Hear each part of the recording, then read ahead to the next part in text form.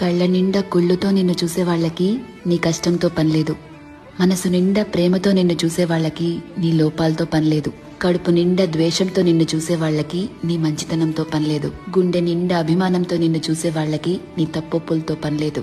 రక్తం నిండా కోపంతో నిన్ను చూసే వాళ్ళకి నీ పశ్చాత్తాపంతో పనిలేదు. వీళ్లే కాదు, నీ చుట్టూ ఉన్న ఇంకో 100 మంది నిన్ను 100 రకాలుగా చూడొచ్చు. వాళ్ళందరూ వాళ్ల లోపల ఉన్న ఎమోషన్తోనే నిన్ను చూస్తారు. నిన్ను నిన్నుగా చూడగలిగేది ఆ పైవాడి తర్వాత నువ్వు మాత్రమే.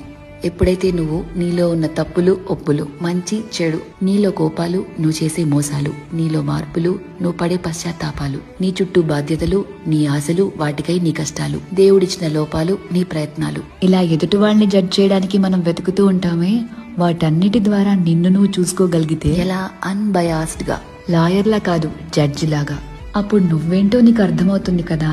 అదే సెల్ఫ్ అవేర్నెస్ అంటే. సెల్ఫ్ అవేర్నెస్ నీకు చాలా ప్రశాంతతనిస్తుంది. ర్యాండమ్ గా ఎవరిని ఏమీ అనలేవు, ఎందుకంటే నీకు తెలుసు ఎవరి తుఫాన్లు వాళ్లకుంటాయి లోపల అని. ఒకరిని జడ్జ్ చేయటం చాలా ఈజీ అబ్బా, కానీ నిన్ను నువ్వు జడ్జ్ చేసుకోగలిగితే personal growth, peace of mind అన్నీ దొరుకుతాయి. అందుకే నిన్ను నువ్వు తెలుసుకుంటూ ఉండు, బాగుంటుంది. కళ్ళ నిండా కుళ్ళుతో నిన్ను చూసే వాళ్ళకి